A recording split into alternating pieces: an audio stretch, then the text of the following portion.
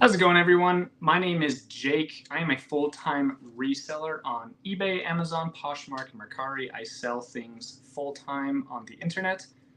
And I just wanted to have a quick live question and answer. So any of you that are here live, if you guys have any questions about eBay, reselling, Poshmark, Mercari, Amazon, thrift stores, garage sales, any policy questions, or any business or tax questions, go ahead and put them in the chat and we will get to them. And I just wanted to talk about why, as resellers, we should love change. Now, the average human hates change.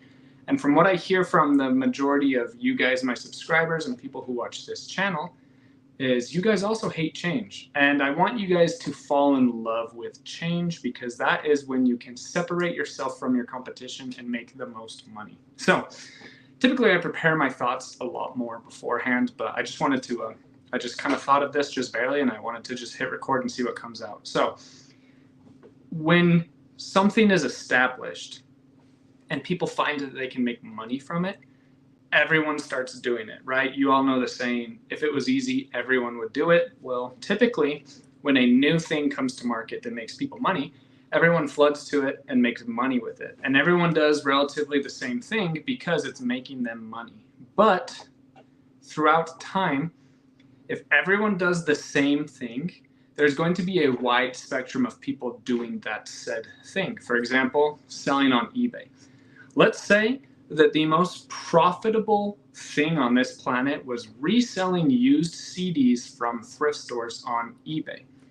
Everyone would start doing that, and everyone would start making good money from reselling CDs. There would be different demographics of people selling these CDs. Some people would quit their jobs and start doing it full time. Some people would keep their jobs and just use this as a lucrative side income. And then there's some people who would just find out about it, list a few CDs, kind of forget about it, and just wait for them to sell and ship them out here and there, and probably even miss sending out orders because they're not super invested in what's going on. Then people that are ultra successful at it double down and start buying more and more CDs to sell on eBay.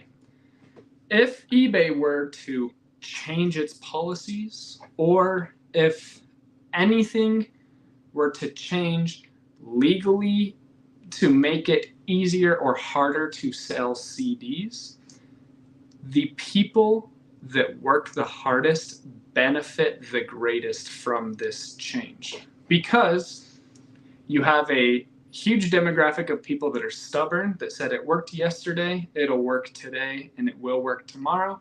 And if it doesn't work tomorrow, I will make it work. And I will not change what I am doing because it already worked. I'm just going to keep doing what worked.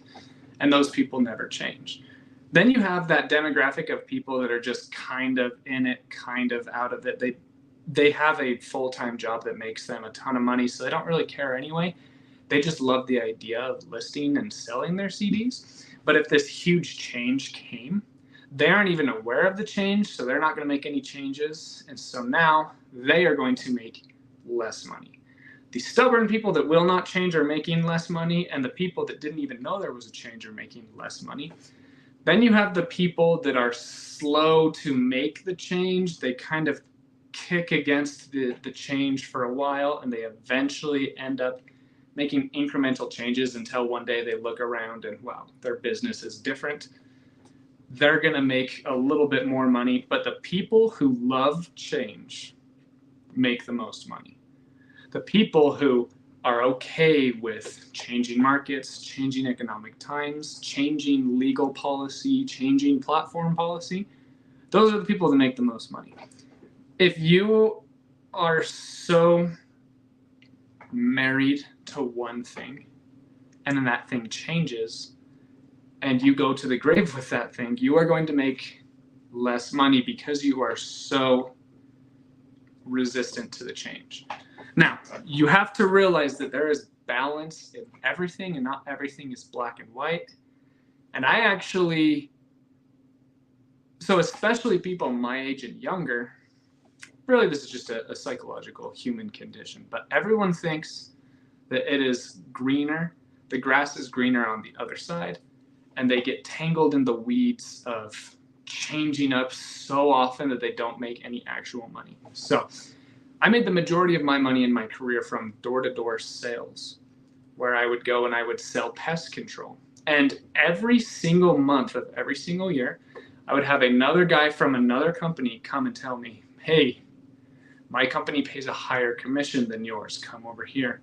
Or I'd have someone that says, hey, there's not enough money to be made in pest control. Come sell alarm systems with me over here. And then another guy comes in, hey, there's so much more money in solar. Come make money with me over here. And all of these things are changing.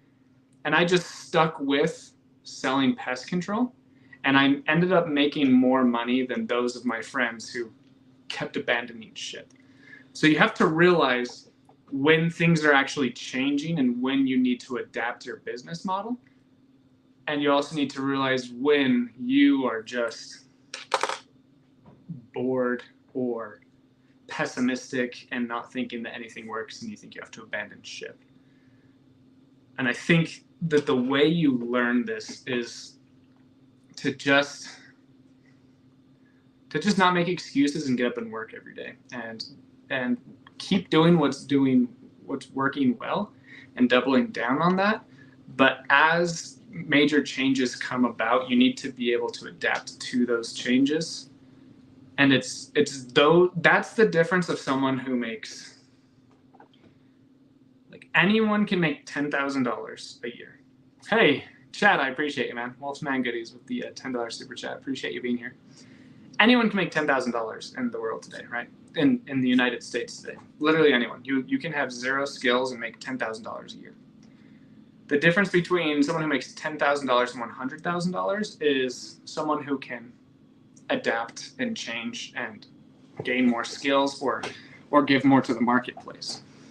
After that $100,000 a year is where you really start to see some separation. And those who make more money are just better at adapting and changing and going with the market instead of going with what they think is best.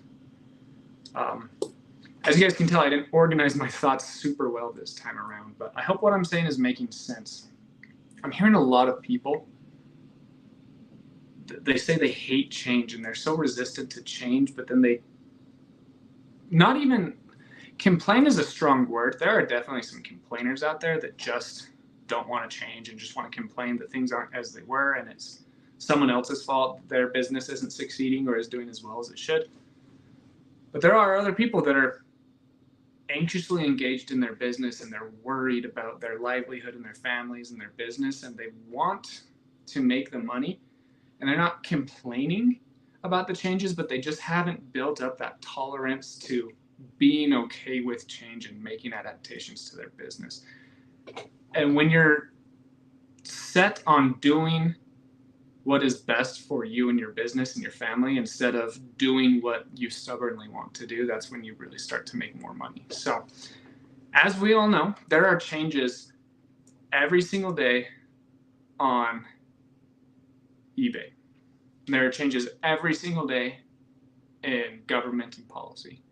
There are changes every single day in business, every single day in the economic world. There are changes every single day within your own household and within your family dynamic. There are always changes. And those who are able to adapt without thinking the grass is greener are the ones that will make the most money. So I love you guys. I believe in you guys. I think that reselling is changing and it's changing for the best. More and more market share, more and more money, more and more time and stuff is going into reselling. There's more money to grab every single year. And it's up to us as individual sellers to go out and get that market share and get that money. So it's important to adapt. I don't know. One of the sayings that I live my life by is adapt or die. I use it in the smallest of circumstances and the largest of them. Like if you just refuse to change, then you're going to get left behind and you will eventually. Financially, or your business will literally die. So I don't know. let me know what you guys think. If you guys have any questions about reselling, about eBay, about finance or taxes, if you guys have any questions about the various platforms of eBay, Amazon, Poshmark, or Mercari, if you have questions about listings or policies, anything like that, go ahead and put them in the chat. If you have questions about sourcing, let me know and we will get to them. But yeah, I love these lives. I appreciate everybody coming out and yeah, ask me anything. Mandy says, I love change. LOL. I just signed up for Poshmark and Flyp. Used your link. Can't wait to get my items cross-listed. Awesome. One of the biggest changes that a lot of resellers make is that change from one platform to multiple platforms.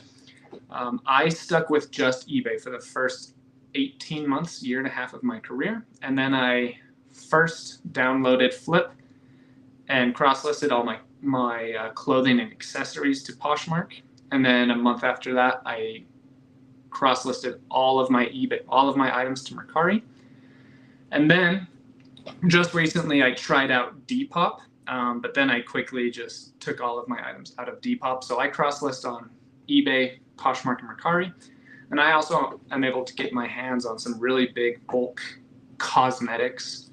And I actually list those on eBay and Amazon. So I do Amazon FBM, fulfillment by merchant, and then I also do eBay with some items. But I've never listed an item on all four of those platforms. I either have my reselling items that I sell on eBay, Poshmark, and Mercari, and then I have my huge multi-quantity items that I list on Amazon, and I also list them on eBay, and I'm always making sure that I have enough quantity to make sure I'm not getting any dings on eBay or Amazon. But that was one of the biggest changes that I've made recently. Not even a change, just a strong adaptation, is retail and online arbitrage. I am selling a ton of cosmetics and new with tag items, and I have only really introduced that into my business in the last 6 months, and especially in the last 2. Thoughts on sourcing out of the country and bringing items back to the US? Thanks. Yeah, if you can get profitable items and you can get them to your front door cheap enough, do it. Yeah, whether it's from, China or Germany, or like my friend Shagun, I'm a reseller. He has a few videos where he went to Taiwan, sourced a bunch of stuff, and then brought it back home with him. So there's a lot of, and I watch a lot of e-waste recyclers from Australia. A lot of those guys do really well in Australia with e-waste recycling. So there's good stuff everywhere across the world. I noticed a good amount of sales are from sellers buying my inventory, but my prices are at market. Is that a negative thing if a good portion of my I noticed a good amount of my sales come from resellers. My prices are at market, so there's a profit for them, obviously. Am I doing something wrong if a good amount of my sales are from flippers? No. Are you doing something wrong selling your items? No. If you are making money, what's wrong with that, You bought it from I don't know. A lot of people talk about oh, I listed this item and it sold within an hour. I lost money. It's no, I make fun of my wife all the time for girl math. She's like, oh, yeah, something was $100, but it was on sale for $40, so I saved $40. It's no, you didn't save $40. You spent $60. So it's oh, well, my item sold too fast for $80. If I would have listed it at $86, I would have gotten $86 in 6 months instead of 6 minutes. I would have much rather had the $80 in 6 minutes, So, I don't know. I follow this real estate investor, and he says that he bought and sold dozens of houses during the pandemic. And then someone said to him, oh, is it kind of a gut punch knowing that you sold your houses for $200,000, $250,000 when they're all worth $480,000 today? And he's like, no, because I had to sell one house to buy 2 and 2 to buy 4. Now I have a portfolio of 850 houses, and if I didn't sell any houses, I would still just be at 1 or 2. You can't sell something that you don't have. So yeah, sell your items. I would be extremely happy that your item's sold. Don't, who cares who you sell it to and what they do with it? Get the money that you are selling your items for. Tell us more about Deal Soldier. So Deal Soldier is one of these adaptations that I've made in my business. I know a lot of people hate to be like marketed to or feel like they're watching a commercial. So I'll just like, talk about this briefly, but it's just an app that alerts you when there are deals in your local area that you can use in your personal life or that you can resell online. So basically you just sign up for this app. It's $35 a month. And it alerts you like, hey, $700 iPad is for sale at this exact Walmart for $49.99. There's 2 of them on display and there's 2 of them in the back room. So go find the 2 of them on display and go talk to an employee to grab the other 2 out of the back room, buy all 4 of them and sell them for $700. It's great, right? So they do that with Walmart and they do it with Target and Home Depot. They do it with all the major big box stores, and then they also do it with Amazon. So I buy it like a lot. It's a lot of people talk about buying things off of eBay and reselling them on Amazon. I actually buy a ton of stuff on Amazon and then resell them on eBay and back onto Amazon. So this is just a software that gives you really good tips and deals on things that are selling really well.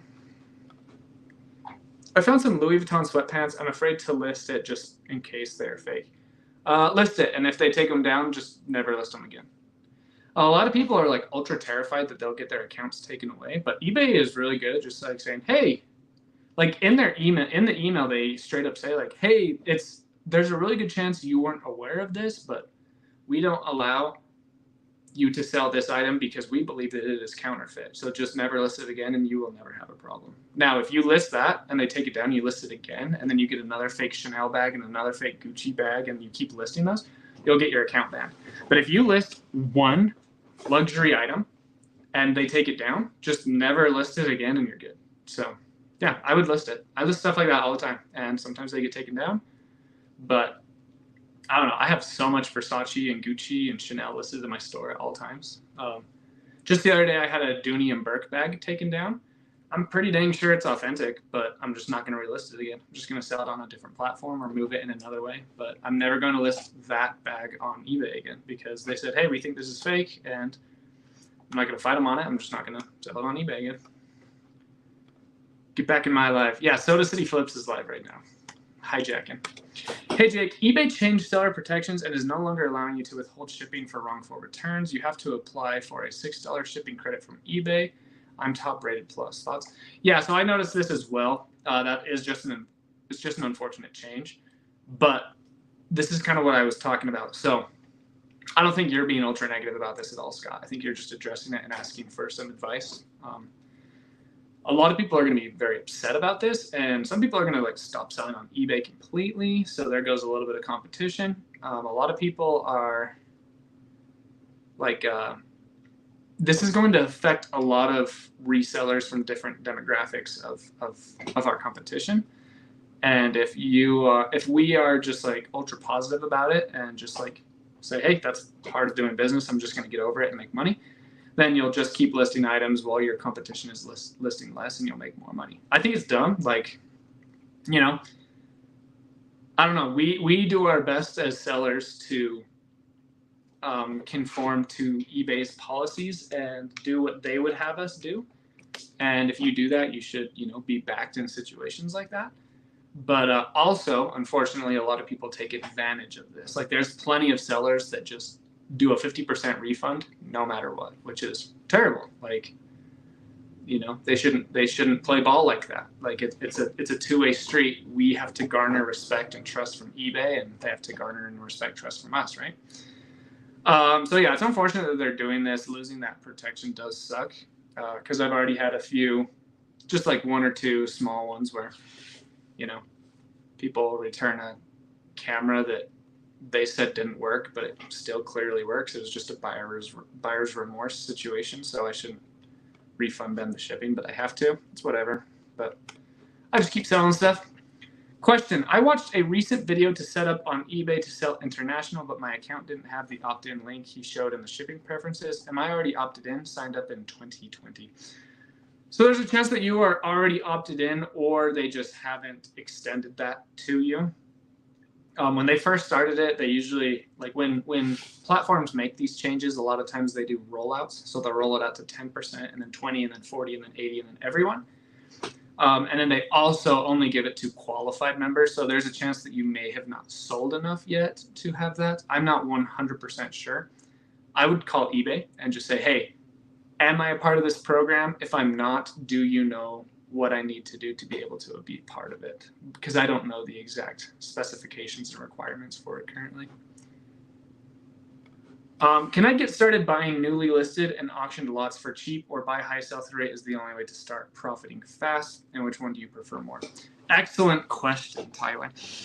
I do not think that beginners should start with lots. I think that lots are extremely easy to get burned and extremely difficult to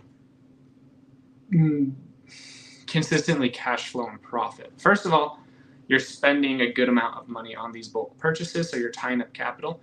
But second and most importantly, if you only buy things one at a time that are profitable, you're going to typically make more money much faster on that.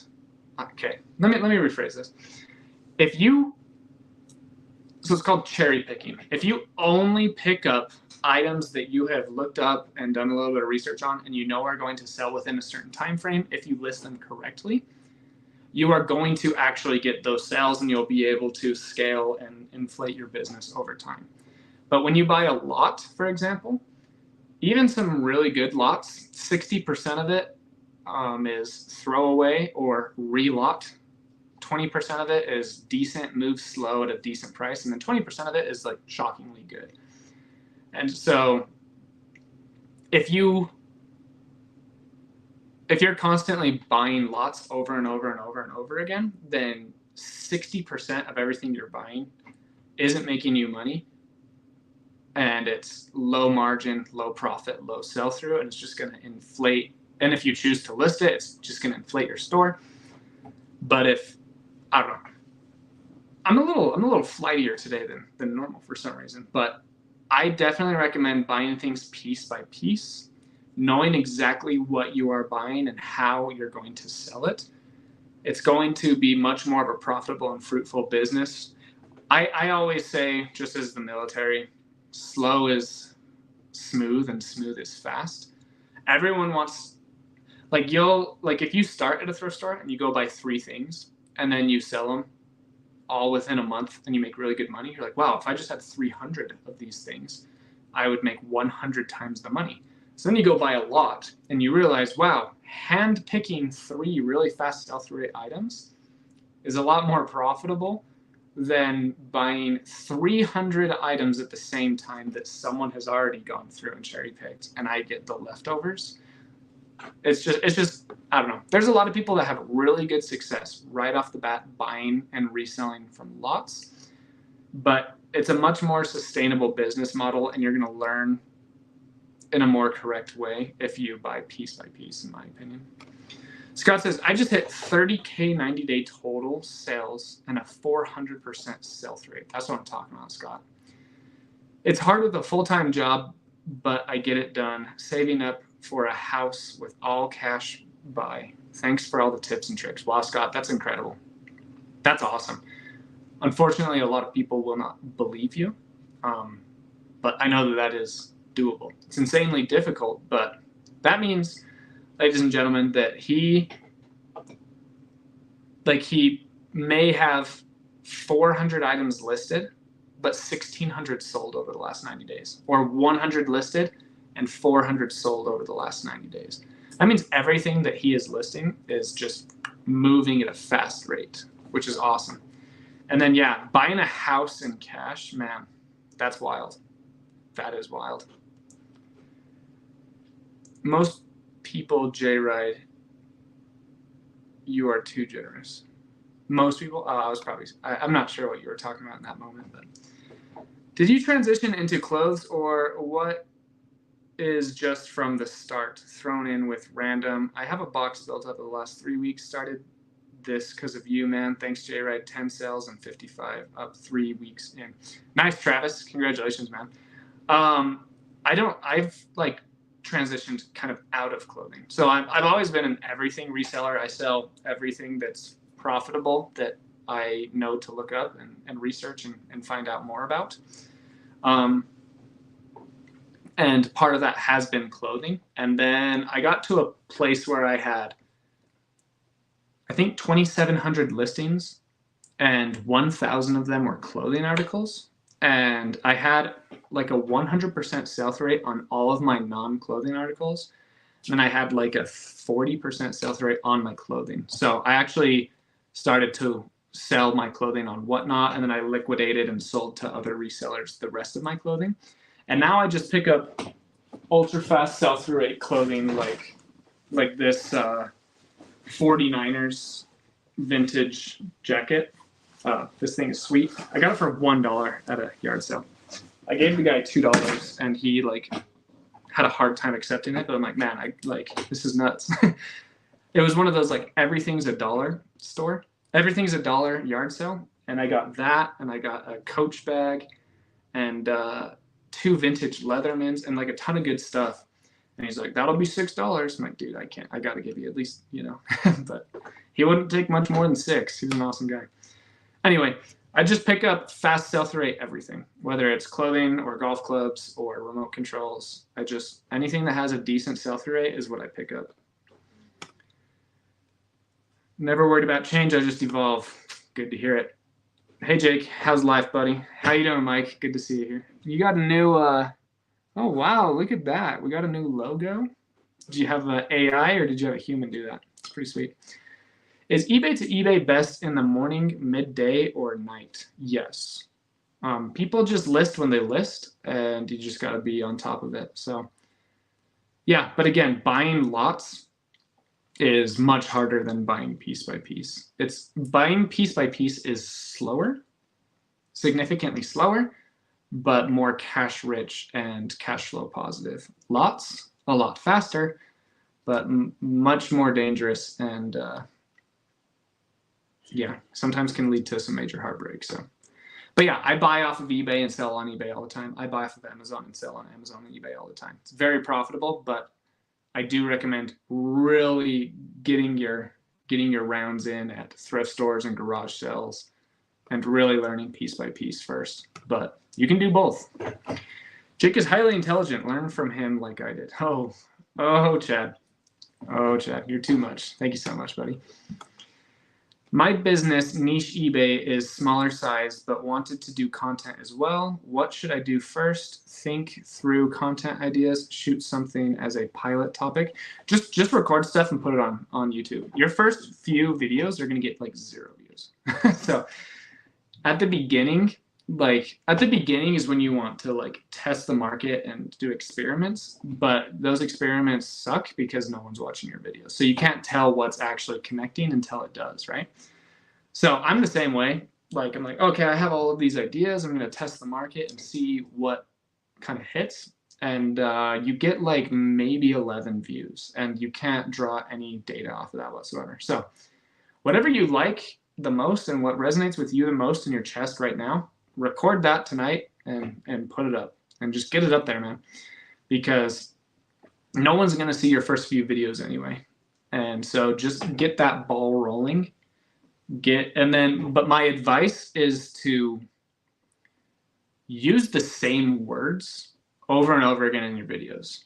Don't spam them, and don't say eBay 40 times in your first video, but say eBay reselling several times every single one of your first few videos. So that way the YouTube understands, oh, this guy talks about eBay reselling, or this guy talks about Sunday Night Football. This guy talks about conspiracy theories. This guy talks about true crime. So I'm going to push all this stuff to those demographics that may be interested in that content.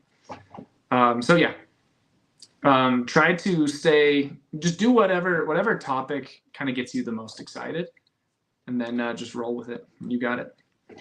I sell mainly vintage electronics, and I'm worried about the seller protection change. I fully test my items and deduct accordingly to eBay, and they use AI and said I had too many deductions. Yeah, it's unfortunate, especially in electronics, because You know, a lot of people do switcheroos, or they take out parts and pieces that they need for their other units, things like that. So it's really difficult, but yeah, it's a tough one. Like, I'm experiencing the same thing as you. I do less of those bigger electronics, but yeah, I still sell in that. I still sell in those higher return rate categories, and you know, like I got this. So this actually got returned to me today. They said it won't even turn on, and as you guys can see, it's, you know, clearly turning on and taking photos. So I wasn't able to make any sort of deductions or anything like that if I wanted to, because they're making those changes, and it's just something that we have to sit down and think about what's going to be the best thing moving forward for our business. And honestly, the best thing, in my opinion, is to just keep listing really good, high quality inventory and making a little bit more room for those returns and things like that that could possibly happen. What is your least favorite thing to list? I don't really like listing clothing, but one of the things that I list consistently that I don't like listing as much are eyeglass frames, because they take longer to list. So like remote controls, a lot of people think I'm exaggerating when I say this, but I can do, I don't know, 80. Yeah, dude, I can do 80 remote controls in an hour. I can do like 45 seconds each. Like, if I really buckle down, like, yeah, I'm just gonna do this whole bucket of 100 as fast as I can. I'm getting it done in 90 minutes or less. But 100 eyeglass frames, sheesh, yeah, a lot harder. So I don't really like. I love listing eyeglass frames because they're one of my top sellers, and I make a ton of money from them. But the actual listing process of eyeglass frames is a lot tougher and longer. So I don't really like listing those as much. I'm torn between shipping USPS ground versus priority mail when it comes to shoes. Ground Advantage ranges based on size and weight is a little cheaper than priority mail, is more expensive, or am I shipping correctly? Please school me. Yeah, so priority, like, just think of it as priority, okay? Everyone is like, at this point, it's expected that you ship them Ground Advantage. And then if you want to give an added benefit to entice your customer to buy your shoes instead of someone else's, you can get your shoes to them a day or two earlier, and it's just going to cost you more of your margin. So I sell all of my shoes and the majority of my items Ground Advantage. I actually haven't sold anything priority on eBay in honestly like 2 years. Like, everything that I ship out is Ground Advantage or UPS. So yeah. But if you do priority, the problem with priority is most people increase their price. So some people are willing to spend a bit more to get the item earlier. But if you can have the same price, and if you eat that shipping and it gets to them faster, then your sales are going to be a lot quicker. So you can choose, do you want to make a little bit less but sell more often? Or do you want to have a normal sell-through rate and make a bit more money? But yeah, either options are great. I definitely lean ground, but you can do priority if you'd like to. But yeah, priority is more expensive because it is the priority. It's getting to them quicker, and USPS makes it apparent, hey, we will get this priority box out faster and to a destination quicker than this Ground Advantage box. It's in the name. Any other online marketplace is good to scout for buying other than eBay? Oh yeah, there's tons of them. There's a lot of videos out there, but Tyler, are you talking used items or new items, or yes? So used items, all the used platforms work great. I buy a ton of stuff off of Mercari. I buy a ton of stuff off of Poshmark. I buy a ton of stuff off of eBay. New items, I buy a ton of stuff from liquidation accounts. But I did not start buying liquidation until 2.5 years into my reselling journey because it is just so much more difficult. But yeah, no, if you just type in, like, literally, I type into Google multiple times during my sourcing hours, cosmetics wholesale, makeup bulk lots. And I'm just clicking through and trying to find good ones. And I wouldn't even say there's like a good site because every site is different every single hour and every single day. So I'm just aggressively looking through all of these sites all day, every day. I have great work-life balance, so it's not all day. But during those, like I'll just like sit down for 3 hours and I'll just source online. And I might find nothing for all of 3 hours. Or I'll go for 2.5 hours and I'll find something and it'll be really good.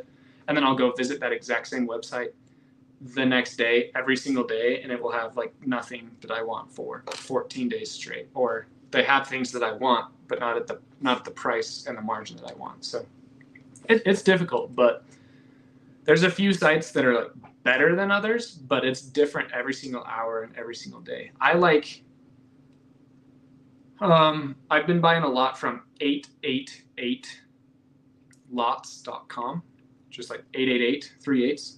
But they require you to have a resale certificate and some important tax documents with your state. So that's a barrier for a lot of people. But if you actually set up your business as an entity and roll with all that, 888lots.com. I think it's 888lots.com. There's another one called Wholesale55. I just bought a ton of stuff from them like last week. And then I really like shopcommons.com. I scroll through the newly listed items on shopcommons.com, shopcommons.net a couple times a day. Always trying to snipe and get the good stuff. Hey, all, please remember to hit the like button before you go tonight. Hey, thanks, Becky. Appreciate you. Having trouble getting reliable sell-through rate. Could you explain in steps how you are getting those sell-through rate percentages? Love your videos. Yeah, so I use just the most simple equation out there, okay? You search something on eBay, and the more detailed you are, the more accurate your sell-through rate is going to be, okay? So if you type in Kodak camera, you're not going to get great results because there are so many, like there are DSLR Kodaks, there are point-and-shoot Kodaks, there are film Kodaks. So you want to be as specific as possible. So if you type in Kodak EasyShare C1450, at the bottom of your search, you're going to see that there are, let's say, 214 listed. Then you go to filter, you scroll to sold, and then you see how many are sold in the last 90 days. All you're going to do is you're going to take that new number, which is the sold. So let's say there's, 80 of these sold. Okay? And let's say there are, let's say that there are 50 sold and 100 listed. You're going to take 50 and divide it by 100, and you're going to get 50. It has a 50% 90-day sell-through rate. Okay? Just focus on that number. Get that number as high as possible. And the higher that number is, the faster your items move. What that means is if you have 100, if you have a 100% sell-through rate and there are 100 listed and 100 sold, that means the 100 that are listed will be gone in 90 days, right? 100 of those items, if everything stays the same, which things relatively do, relatively don't, 100 of those items will be sold, okay? If it has a 20% sell-through rate and there are 100, that means 20 will be sold, okay? And that's just the simplest way to calculate it is you just take the amount sold divided by the amount listed. And then it'll give you a 82.4. It'll be like 824967 or whatever. Just look at those first two numbers, 82%. Sweet. You can multiply it by 100 if you want, but you can just look at the first two numbers. If it's 0.0895, that's 9% sell-through rate because it's 0.089, right? If it's 0.895, then it's a 90% sell-through rate. Mike says, Jake, where is the real star of the show? She was funny the other day on comments, talking about my wife. My wife is actually a little sick today. So she's just reading her book in bed right now, waiting for me to get done with this, and then we'll hang out and go to sleep.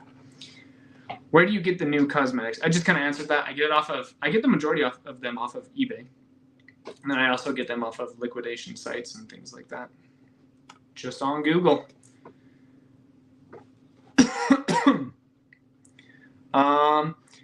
Do you worry about continuing to increase item costs by sourcing from Walmart, Target, etc., and selling online? If all resellers do this everywhere, it seems that song only the rich can afford. You just described business, Becky. So that is with, like, if there are only 5 Lamborghinis on the market, those Lamborghinis are probably going to sell for $1 million each. If there are 85 Lamborghinis on the market, then they may still sell for $1 million each if there are at least 85 people looking for those Lamborghinis. But if there are only 7 people looking for Lamborghinis, but there are 85 of them, then they're obviously not going to be selling for $1 million. They're all going to be competing with each other to get that sale of those 7 guys and gals looking for the Lamborghinis. So they're going to drop their prices accordingly. This is with all business. So if you are the only pest control company in town, you can charge a ton of money for pest control, but you still can't even charge extreme amounts because the consumer, the residents, will just start doing their own pest control. But for everyone that doesn't want to do their own pest control, they're going to have to pay higher prices because you're the only guy in town that does it. Fast forward, there's 5 companies in town. Now there's 10. Now there's 25. The demand is going to fluctuate. I don't worry.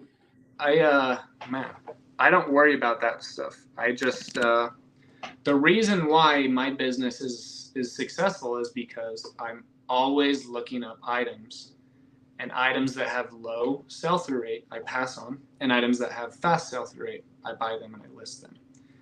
And it's been pretty foolproof.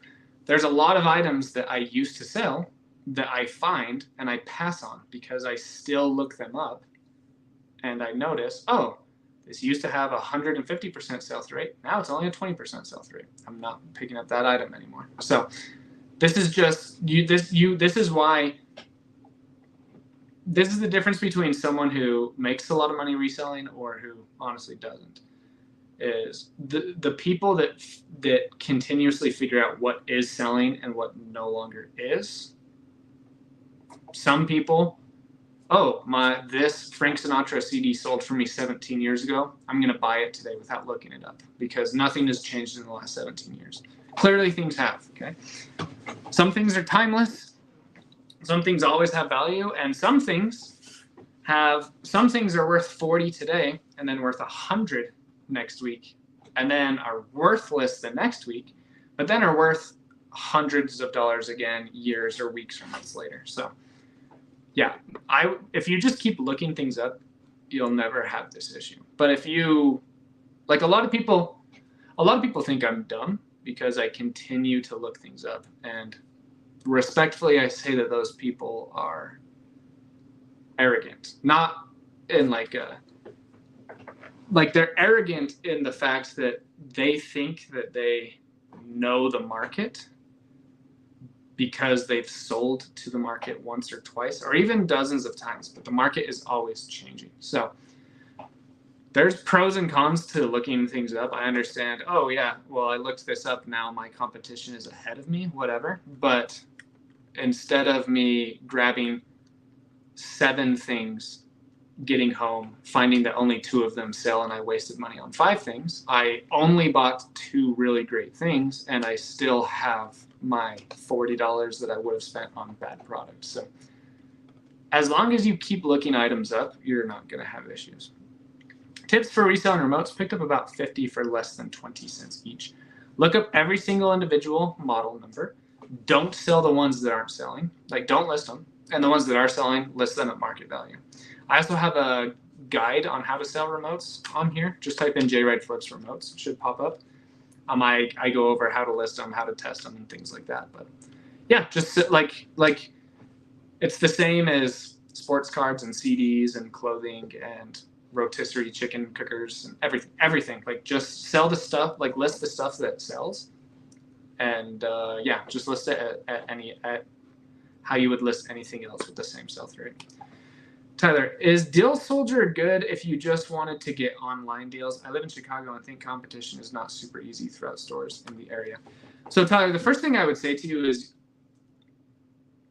I think you would be shocked with how much, like, if you sit down and think about your business and really try to get better at your business, I hate to say this, but it's shocking how terrible your competition is. So if you actually take the time to become a student of what you are doing and master what you are doing, competition doesn't really matter. Now, you may run into an Elon Musk, you know, chances of that are small, but you may just run into Michael Jordan.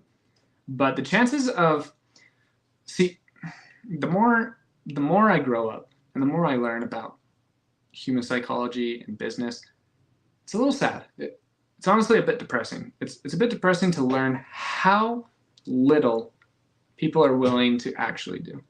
People actually, as sad as this is to express and to say out loud, the average person doesn't want to get better. The average person wants to hold on to excuses so that way they can use that excuse later if things don't pan out for them. So instead of, it's just tough. Like, people around you, unfortunately, aren't getting better. And if you can just keep getting better, competition, I promise, doesn't matter. So with that being said, yes, Deal Soldier is great for online arbitrage, but there is more competition for online arbitrage than there is in-store arbitrage, because lazy people can sit on their computer and do it, right? And then more people are more inclined to sit on their computer and work than they are to drive to Walmart and then to Home Depot and then to a Walgreens and then back to another Walmart. So there's competition everywhere you go, Tyler, but just watch YouTube videos every day and don't make excuses for yourself, and constantly be looking up what is selling on eBay and what isn't, and constantly adapting, and never, like, just don't worry about competition. You'll be fine. Like, don't be like arrogant and dumb about it.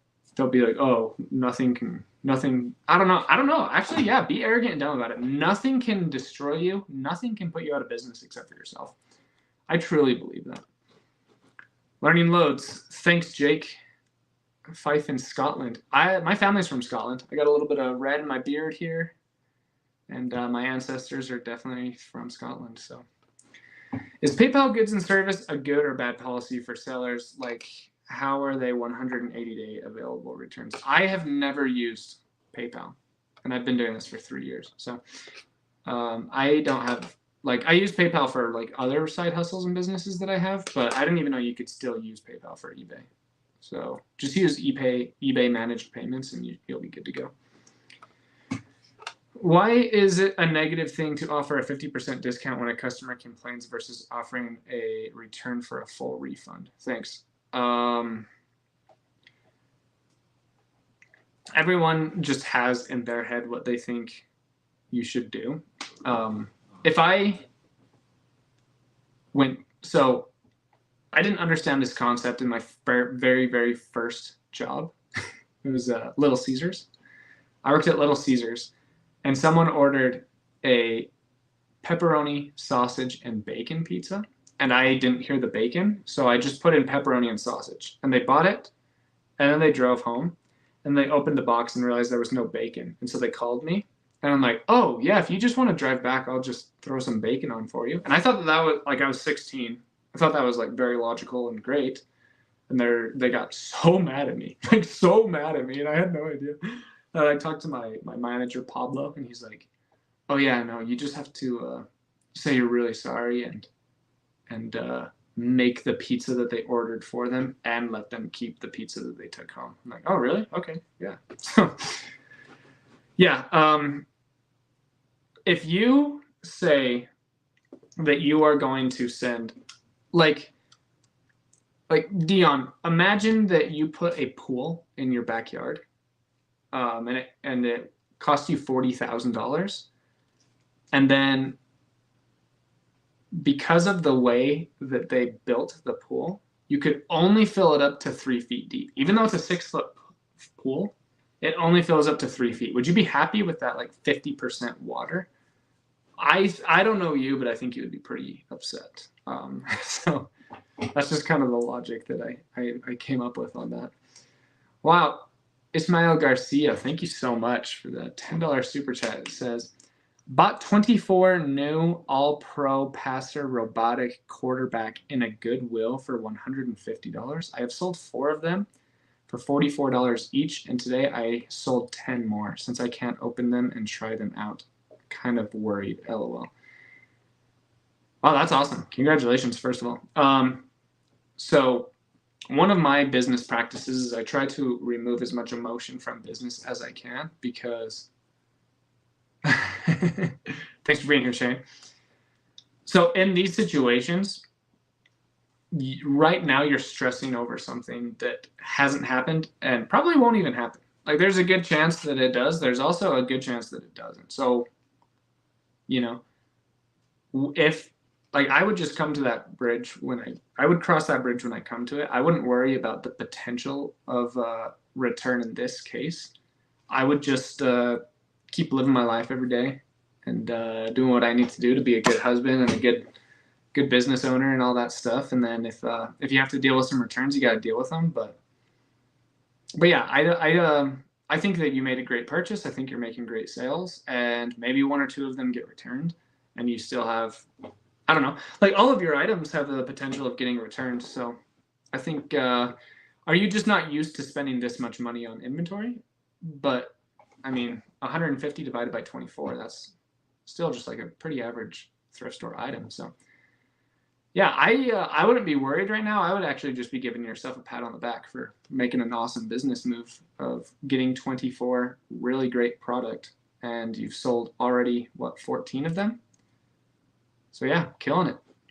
You got this, man. Let's see here. Have you ever heard of eBay Mag? It's supposed to help your items sell globally by listing on all eBay sites. Yeah. Maybe I've never researched this or looked into it. But if you could buy this camera,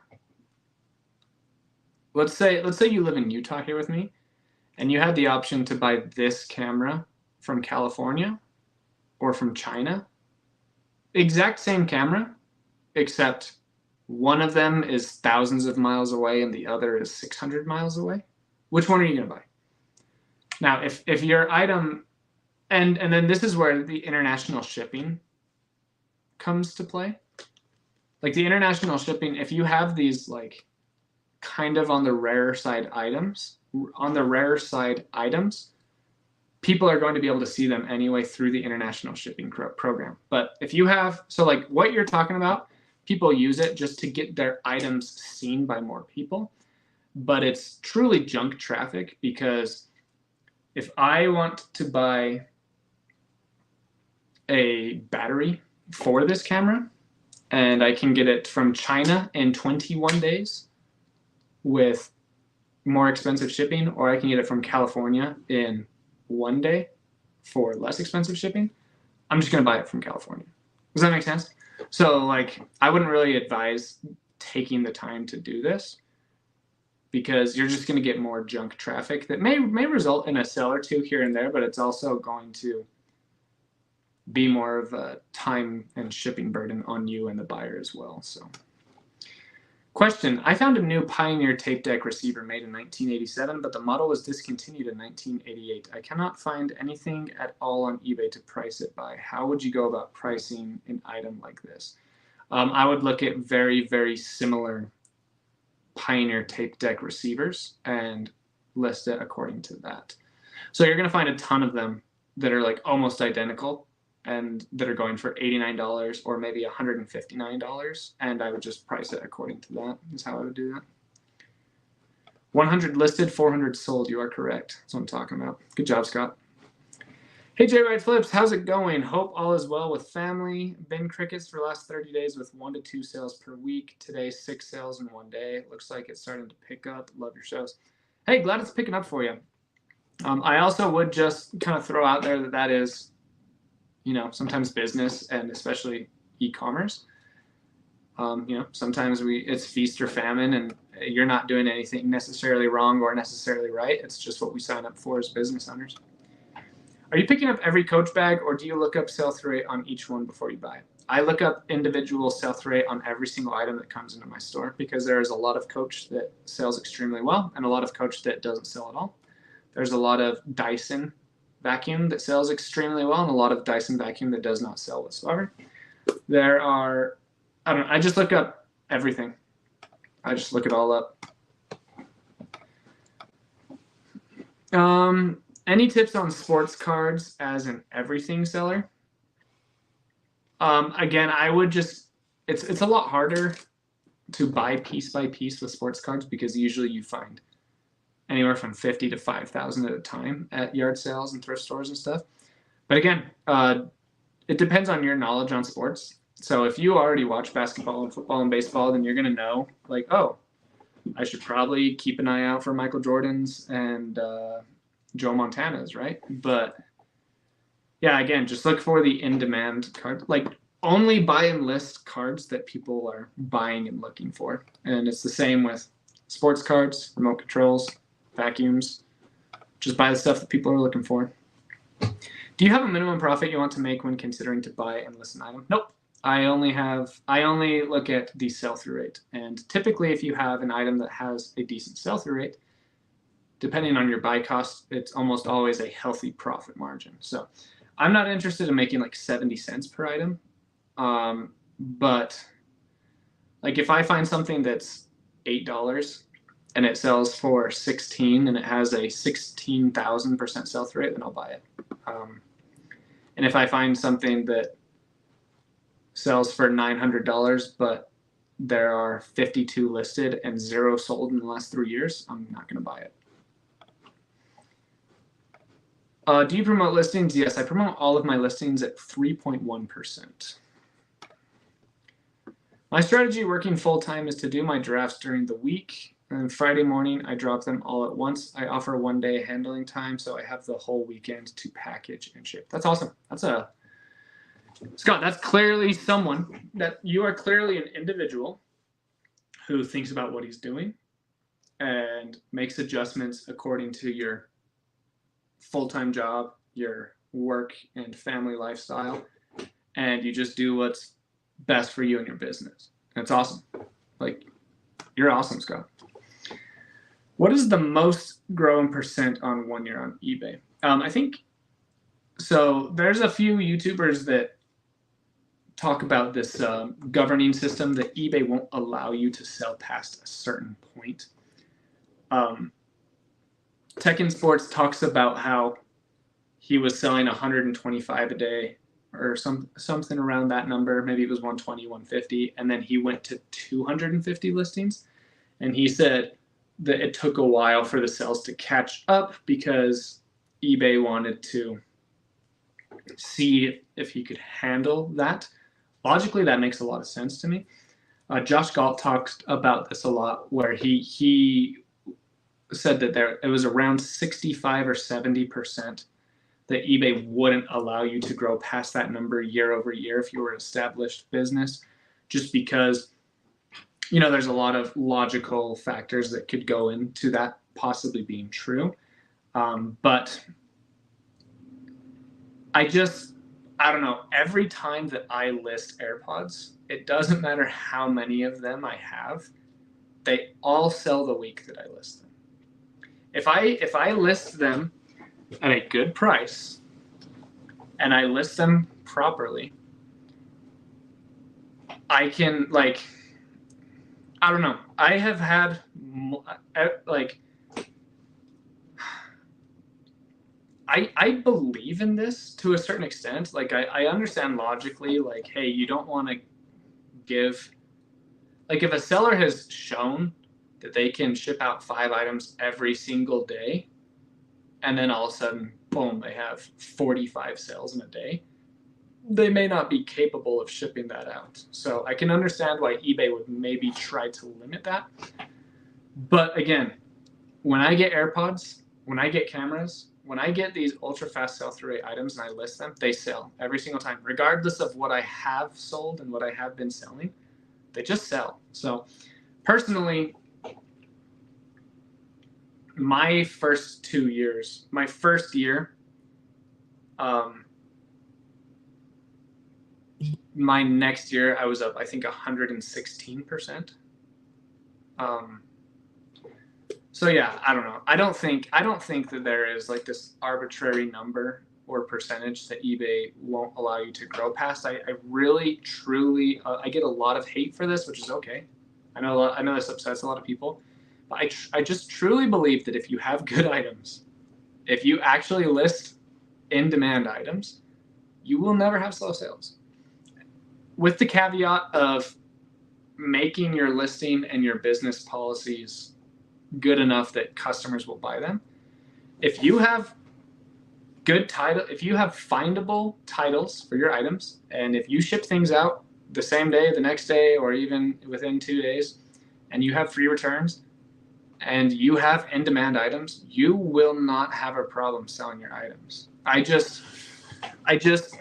know, like Scott, 100 listed, 400 sold. And if he got all of the exact same items and he all of a sudden had this infusion of 4,000, eBay may look into his account and be like, hey, did you steal these? Like, you know, but if he just keeps listing those in-demand items, I'm pretty sure he's just going to keep selling those in-demand items. So I don't know. What would be your advice to a clothing seller in Q4? Don't make any changes and work harder. So working harder is making a change, but like, don't like psych yourself out and like, oh, Q4 is going to be amazing just because it's Q4. Like, just list more items. Like I think we over glorify the fourth quarter, especially on eBay. Amazon, different story. You can make $20,000 a month, and then all of a sudden Q4 hits on Amazon and you can make $250,000 in 1 month. Like, it's like that bananas on Amazon if you have the product. eBay, not so much. Yeah, if you have fourth quarter items, like if you have brand new sealed Tamagotchis and brand new sealed Sonic the Hedgehog, and you know, if you have that in those stocking stuffers, and if you have brand new iPads, then yeah, your sales are going to skyrocket in Q4. But if you're the traditional clothing eBay reseller, you'll probably see an uptick in Q4 sales because more people are online and shopping. But it's not going to be much different from Q1. It will be better than Q2 and Q3 because there are more people shopping. But yeah, I wouldn't make.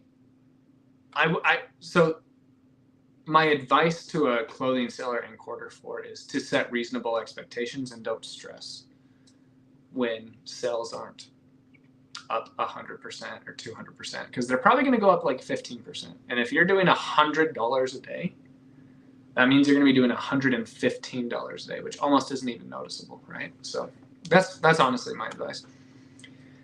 On eBay, offer both and let the buyer choose. If you do free shipping, I would go with ground. Yeah. That's how I'm referring to a question that was asked a while ago. Just added Depop to my selling platforms. What would you have wanted them to do differently? You mentioned you pulled listings there. Yeah, so my listing process is really fast on eBay. Part of it is because I don't have a description. And so the way that Depop lists their items is so on eBay, I will have Ray-Ban sunglasses, Clubmaster RB 4026, 8062, and then the measurement. And then I don't have a description. And then when that gets imported, when that gets processed to Depop, all their system says is Ray-Ban sunglasses. And so people assume that they're like sunglasses and that they're like in already wearable condition. And so it doesn't get translated over there as well. So that's the only reason why I stopped listing, because I didn't want to add that extra time to my listings just to get my items on Depop. Do you sell faster when you list with free shipping or buyer paid shipping?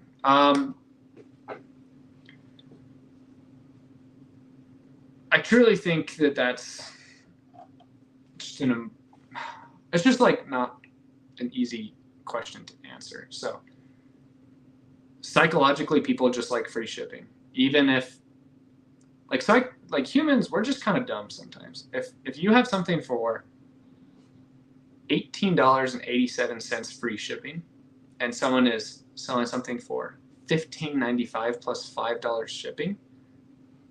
Sorry, that was a terrible example. Something is $18.87 free shipping, and then you have something for $12.87 plus $5 shipping. With the $5 shipping, it is $1 less expensive, but people still buy the $18.87 because of the free shipping, because they just psychologically see and hear and feel free. But I'm actually learning that that demographic is much smaller than I initially thought it was, which is honestly great. Yeah, I really think that there's just so much psychology that comes into sales and pricing that I think it would be beneficial if you ran your own experiments for your items and your store and things like that. But I sell dozens of items on eBay every single day, and I do not have free shipping on any items whatsoever. Every single one of my items have shipping on them, and my lowest shipping, aside from basketball cards, is $4.87. So, and I sell things all the time for like $12 plus $15 in shipping all the time. Thanks again, man. I thought on a new video, you did a yard sale show with your dad when you got your GoPro camera. Can you go again and show you on your phone in action checking? Yeah, I can totally do that. I also have a separate channel, Travis. You just said you're new to this. So this is my JRide Flips channel. I also have a second channel called JRide Picks, where I do live sourcing at thrift stores and yard sales, and I do a little bit more of that as well over there. Jake, where is the real? Oh, I already read this. Yeah, she's a little under the weather. Tell her we all hope she feels better. Will do. Thanks, Mike. Please show me where I can see what I said the weight and measurements are after I print the shipping label. I sold my first 4 items, but could not figure out where to find that information. Thanks.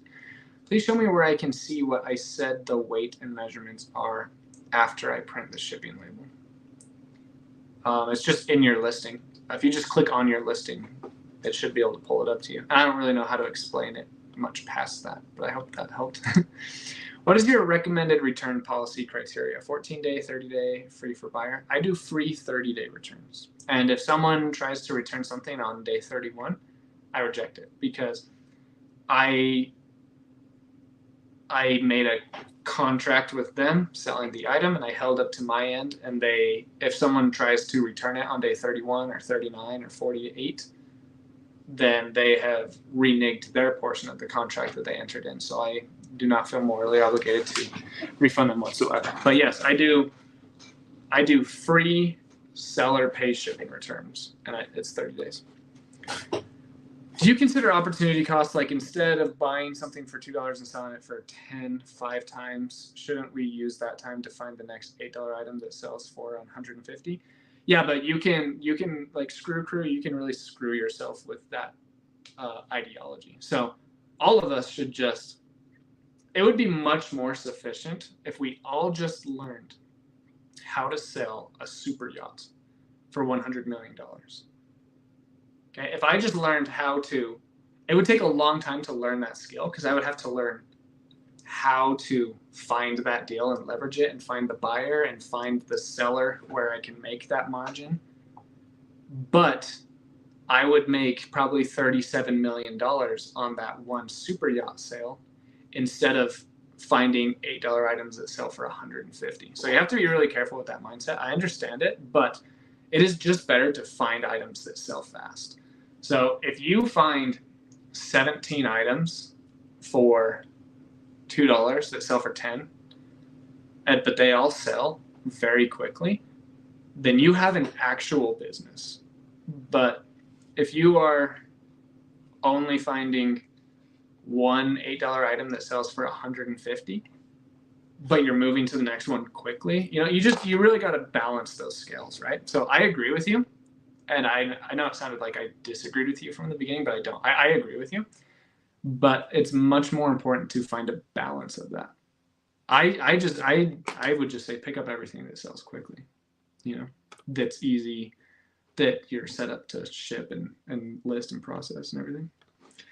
What software do you use to track prices on items you are targeting or find clearance out items at retailers? So I use a app called Deal Soldier. I talk about it in a few of my videos. And then I also use an application called Seller Amp. I'll be making a video on that software soon as well. But it's a Chrome extension where as I look at things on the internet, there's a pop-up window that shows me that item, how much it sells for on Amazon, how quickly it moves, how much competition I have, what my profit margin is if I buy it at price X or Y or Z. It's a really cool software. So I use a few different softwares for all that stuff. But yeah, I have a link tree on like Instagram and Facebook and stuff, and I have links to both of those on my link tree. I've been doing well selling non-sports cards on eBay as an everything seller. Yeah, I just listened to your last podcast, and you said you were selling some historical figure cards. Are shark vacuums worth picking up and parting out? So no and yes. You have to look up every single. Like there are some shark vacuums that are ultra desirable and sell for extreme profits ultra fast. And then there are shark vacuum models that sucked in the non-good vacuum sucking way, and people hated them and no one buys them anymore. So you have to look up every single, like I say this all the time. There is a ton of Bose. Bose is one of the best companies and items in the world, especially for resale. And there are a ton of Bose items that suck, and you have to look up each item. Most Bose sells extremely well, but not all of it. Most shark sells extremely well, but not all of it.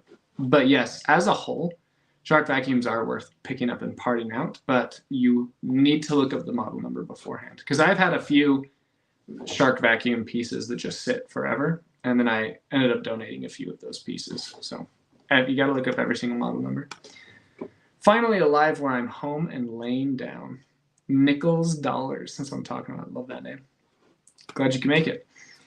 Hey there. I have always tried to have good photos. List, and list. LOL. My son asked me to sell his iPhone.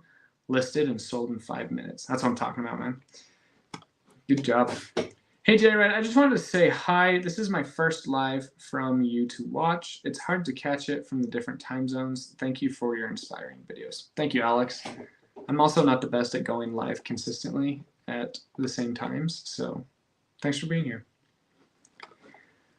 There is no growth cap. I went from 10 sales a week to 10 sales a day in 2 weeks. Just got to put in the work. Well, there you go. Poop. One of your previous videos mentioned using flat rate large envelope, and now I don't see it offered on eBay when I'm printing the label.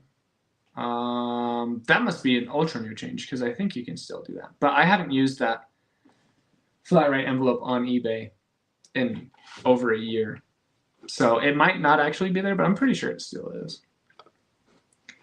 Do you ever use the Terapeak research at all while on your phone thrifting, or just the regular search field? Reason I ask is I normally search bar doesn't give me total items sold or active. Yeah, I rarely use Terapeak. I've used it maybe twice in the last 90 days. Yeah, just the 90-day sold history tells you everything you need to know. But every once in a while, I will find a remote control that has 0 listed, but it has like 16 sold in the last 3 years, but none in the last 90 days. So that's what I. Sorry, I got a little distracted. That's how I use those functions. Is eBay 12% too much to sell on? Absolutely not. Like, you get to take your items from a local market that you can probably only get $11 for and put it on a global market where you can get $60 for it. And eBay puts that item in front of millions of people instead of the 12 people that are going to come to your garage sale. So spending 12, giving them 12% to also have them manage your payment, get your item in front of those people, take care of return requests. like yeah, it's a steal. Like a lot of people complain about the 12%, but they don't understand what eBay's actual function is. You could not sell a lot of your items for the prices that you sell them on eBay anywhere else, because you haven't built the multi-billion-dollar infrastructure that is the platform of eBay that's able to get all of those eyeballs. I listed several remotes after watching your video about remotes. It's been 2 months and none of them have sold. Darlene, you did not look up the model numbers. You did not make sure that they had a fast sell-through rate, and you don't. I don't list cameras. I don't list remotes. I don't list jackets. I only list things that have a fast sell-through rate. So I'm not looking for remotes. I'm looking for items that have a fast sell-through rate and that have a demand. So yes, I do sell remotes, but I'm not looking for remotes. Are you guys kind of understanding what I'm saying here? Like, I'm not looking for items. I'm looking for things that sell. And that is correlated with the demand, which can be boiled down to one number, which is called sell-through rate. Are enough people looking for that item and purchasing it enough? So, Darlene, stop buying remotes. Only buy things that have a good sell-through rate. Thanks, man. Also, has anybody ever found a fondue set or anything Himalayan salt that was worth anything? I mean, I've sold chocolate fondue. Like, I actually sold a Warring Pro chocolate maker, like a professional one. And it was just like 12 by 8. So just a foot by 8 inches. Sold for like $250. Got it at a thrift store for $8. So that was cool. Can you recommend high-ticket items with a high sell-through rate? Dyson vacuums, Bose subwoofers, four-wheelers, Lamborghinis, yachts, private jets, real estate, a Toyota Tacoma, any of the pieces and parts that go on a Toyota Tacoma, desks. Desks are a pretty high ticket. There's some desks that go for like $400. Have an extremely fast sell-through rate. Yeah, you can just go to eBay and type in any word and then filter anything that is sold for at least $200, $400, whatever you consider high ticket, and you'll see almost everything has the right brand. Like, there's some foundation by Christian Dior that consistently sells for like $700 for one little palette of makeup. So it's all out there. Quick question. Where do you recommend finding boxes for shipping? I have burned a couple of times on shipping costs due to my box sourcing. I get all of my boxes from dumpsters. I like AutoZone and O'Reilly dumpsters. I like Dollar Tree dumpsters, and I like grocery store dumpsters. Or you can just buy them off of eBay, Amazon, Uline, anywhere that sells boxes.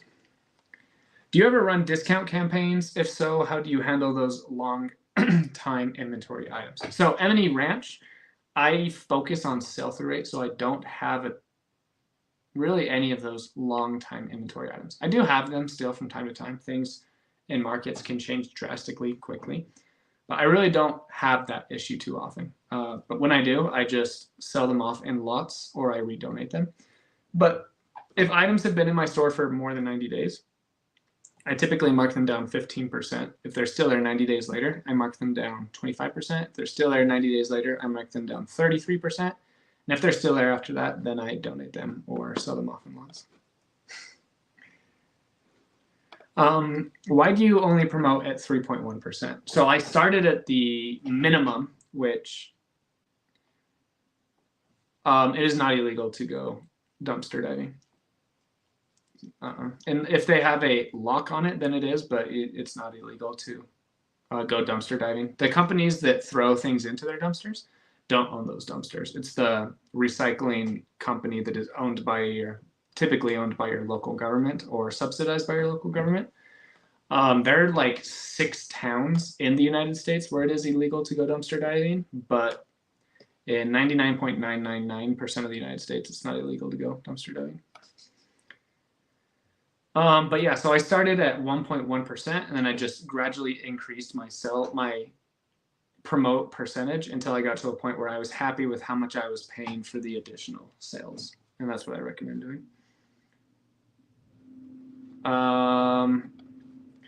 Is it best to sell a golf club set as a full set or by each loft number? It really depends on the set. So if you, typically they're going to sell better as a set, but some you can sell individually as a 7-iron. It just depends on the demand of the set and how often people are losing it. So if you find wedges, people are losing their wedges left and right all the time. So you can sell wedges individually very well, whereas a random 4-iron or 7-iron is going to be harder to sell individually. So wedges, I always sell individually unless I find a wedge set. If you can find 3 wedges that all go to the same set, then that's awesome. That's going to sell extremely fast. But wedges move really well on their own. But yeah, it's just, again, if you just, like, if you find a set, type it into eBay, and then just do what the market tells you. On sometimes you're going to look up, like, Callaway Razor CX7, and you're going to see that the set sells better than the individual clubs. But then on other club sets, you're going to see that individual clubs are selling better. So just do what the data tells you is what I do. What's up, Jonathan? Thanks for being here. Just closed a deal to get 16 Canon cameras for $8 each. Nice. Was that on eBay, or where'd you source them on? That's dope. Good on you, man. Thank you for all the tips and tricks. You've encouraged me to step outside of the box, and it made a big difference in my profit. Hey, thanks, man. Appreciate that. Thanks, Lane. So yeah, it's not illegal. Just don't mess with anything that has a lock on it. But yeah, it's not illegal to dumpster dive in the United States. The post office said if a box has the word oil or cleaner, they won't send the box. Yeah, also if it has anything referencing to alcohol or anything like that. There's a lot of things you just got to be aware of. Just ship everything in a nice brown box, and you'll be good to go. We love Jayride. Thanks, Brandon. Appreciate you. My first dumpster dive brought in a bunch of O'Reilly boxes. They checked through. Oh, nice. Yeah, I haven't ever really ran into that issue. One time I did send something in a box that referenced alcohol, and that got shipped back to me, and then I had to send it out in a different box, but it's only happened to me like once. What do you do when the AirPods that are still connected to an Apple ID? I had a few sent back because of this. That's why I sell them as case only, left AirPod only, right AirPod only, because they still function even though they're connected to another account. They can still function separately from each other. eBay, nice, Jonathan. What do you like to use for packing your shipments? Bubble wrap. Yep, good old bubble wrap, and then packing paper and things like that. USPS broke my item and denied my claim twice. I contacted USPS customer advocate, and they resolved the claim in my favor. Highly recommend. USPS customer advocate. Is that a department within USPS, or is that a business?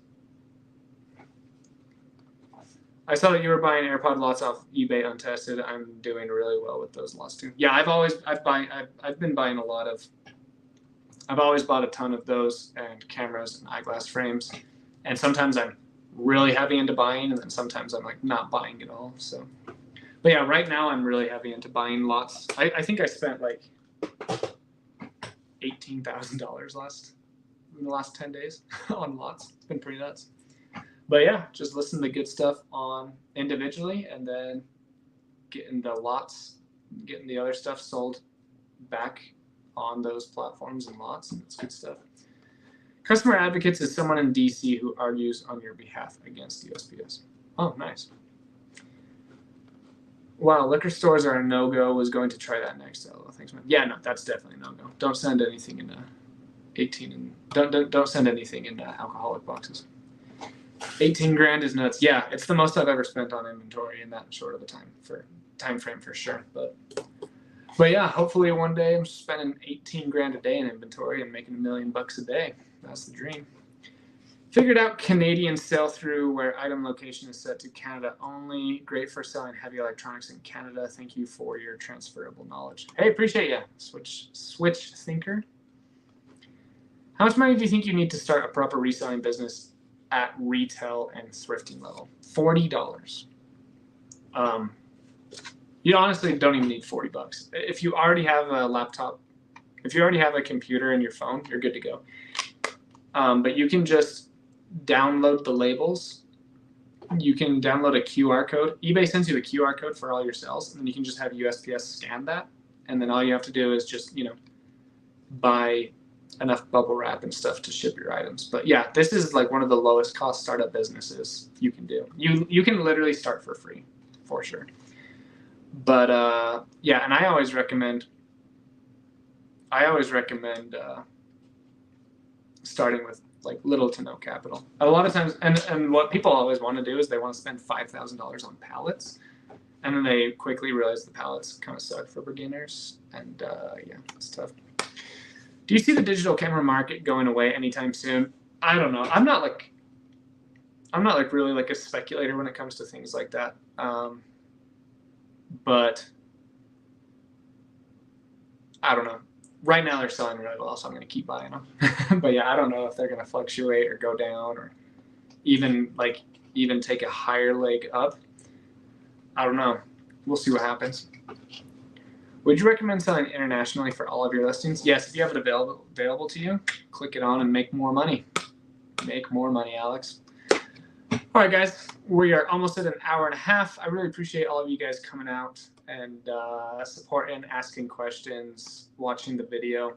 If you, and I'm not even saying that I'm your favorite YouTuber, but if you have a favorite YouTuber and they do lives like this, fall asleep to these, because the ad revenue on these 90-minute informational videos pay way more than even a 27-minute yard sale video. So if you just let these play while you're working or while you're falling asleep, it really helps out the YouTuber that you like so much. So everyone, tonight fall asleep to Shane Soda City Flips live. Just let those commercials, or if you have Prime, not Prime, what's it called? Premium, YouTube Premium. Yeah, just let's get Shane paid tonight. So really appreciate all you guys coming out. Thanks for everything you guys do for me. Content is going to be coming a bit more. I was really busy these last 10 days for some reason. I was kind of sick. So, but yeah, more content coming. Love you guys, and I'll see you later.